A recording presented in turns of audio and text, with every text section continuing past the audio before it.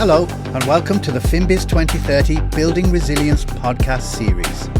This episode features highlights from the Getting Your Mind Right webinar, hosted by Jolie and Leod Horsfall and Emma Bell.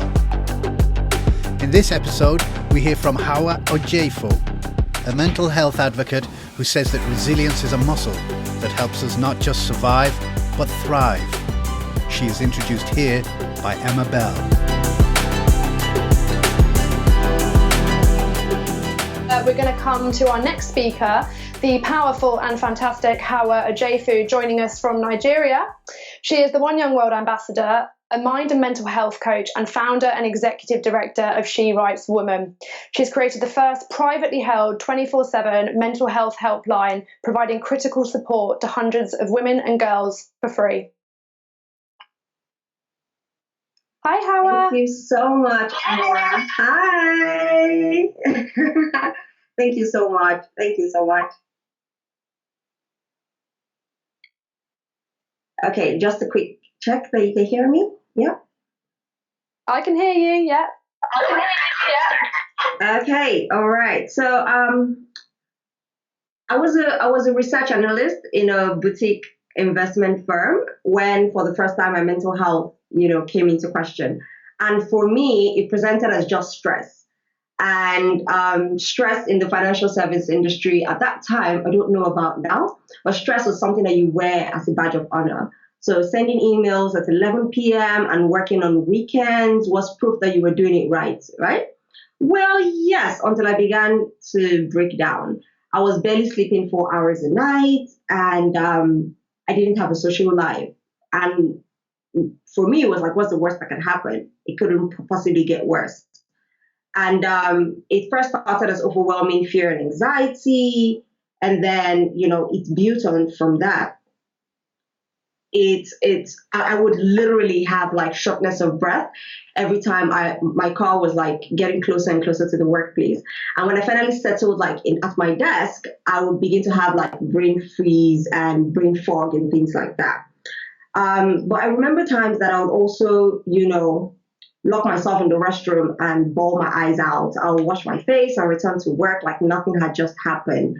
And the thing is, as a research analyst, then it meant that the peak of my day would typically start when the stock market came to an end. And perhaps a lot of people can relate to that. And sadly, that was exactly the time that my mind would just begin to freeze. And I remember I would recall days where I was physically unable to get out of bed because I had a presentation to give at work. Like literally, I was unable to get out of bed. And I swore that I was sick. And the blood test showed otherwise.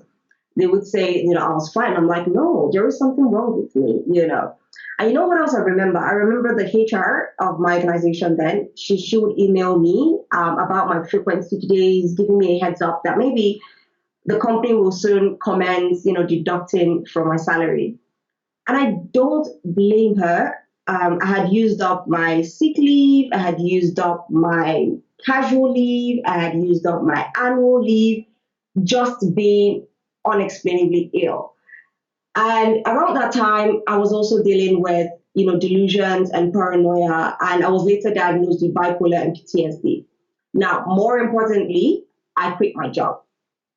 When I look back at those times, I remember just how lonely I felt. I remember how I wished my manager would simply just ask how I really was. I wish the HR had invited me into a safe space that I could trust to be vulnerable in. And you know what else? I just wish that my mental health didn't stand in the way of my performance, because it kind of sucks that I'll never be able to correct the perception that I just wasn't good enough, because I was. But it felt like all of these other things that I was dealing with were getting in the way of that. Now, I can't imagine going through all of this in the midst of this pandemic, in the midst of this external thing that is just beyond our control. But now more than ever, looking after our mental health should be a priority, not just for productivity, for performance, and even for profit. So more than ever is those who are self-aware enough that will be able to weather the storm that this pandemic is putting us through. And we are presented with a new normal. And as much as we ache to go back to how things were, things just don't ever go back. As human beings, we are hardwired for connection and for belonging. So please bear in mind that there is nothing normal about this new normal. And you would find yourself, like I have as well, experiencing a roller coaster of emotions. You will find yourself feeling a bit withdrawn, even from the settings that you feel are social enough. At this time, you would find that perhaps you're having a whole lot of lack of interest in things that you used to enjoy, and perhaps having persistent low moods, inability to carry out seemingly mundane tasks like just getting out of bed or brushing your teeth or taking your bath, and changes in your eating and sleeping patterns, and maybe just a general lack of enthusiasm. But for me, I feel like these are not the worst things. I feel like what's worse than all of this is the loneliness and the helplessness that comes with it. It's feeling like nothing will ever change, even if we know that things are constantly always changing. So when mental health is sort of cast aside as, this health thing or this thing that, people deal with on the other side and you deal with in your personal life, what we are left with is people like me years ago in that investment firm. Competent, but unable to realize our fullest potential. Surviving, but not particularly thriving. And whose loss is it really? When you think about it, it's everyone's loss. It's the organization that could have saved on health insurance and could have reaped the benefits of having a stellar employee.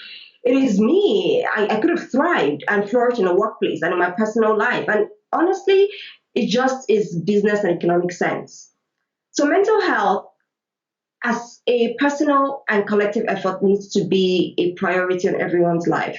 But now as a change maker, I can now see years down the line that perhaps one of my superpowers, I say, is resilience. And it's not because I don't feel pain. It's not because I am not sad. It's not because I'm not overwhelmed, but because I continue to build a healthy relationship with all of my emotions. And I allow myself to feel all of my feelings. And that is something that I want to put to every single person listening and watching today. It is, for me, when I think of resilience, I think of it as a muscle. The more I use it, the stronger it gets. It is formed for me in years of deliberate wellness practices, daily meditations, affirmations, movement, strict sleep patterns, disciplined sleep patterns, wholesome, intuitive eating, mindful social media consumption, screen time, and all-round self-care. For me, it is coming to the realization that burnout is not a badge of honor. And prioritizing your mental health is you choosing to give everyone and everything the best of yourself and not what's left of yourself. So if you leave here with nothing today, leave here with this. First, being mentally healthy or being resilient is not accidental. It is deliberate. It will not happen by mistake. You would have to be intentional about it. So what I would put to you is instead of I always say, if you don't schedule it, it doesn't get done. So instead of creating, your scheduling your wellness around your work and all of the other aspects of your life and other commitments, how about you schedule your commitments around your mental health? And another thing I would say is, I feel like every single person has a role to play in helping every other person be resilient in one way or the other. And I like to always talk about vulnerability, even at work, even in workplaces. I believe it's so powerful and important. And I don't mean, without boundaries, because vulnerability without boundaries is not really vulnerability, right?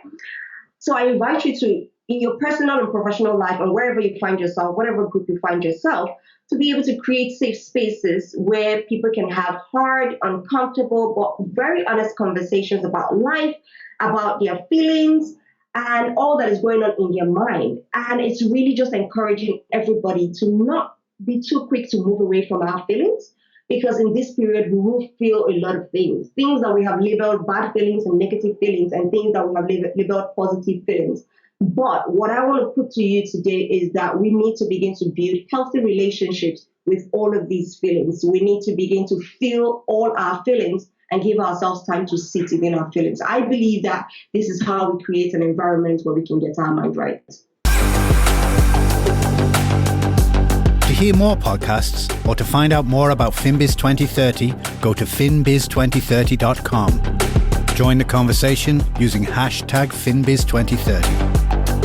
FinBiz 2030 is a joint initiative between One Young World and Chartered Accountants Worldwide.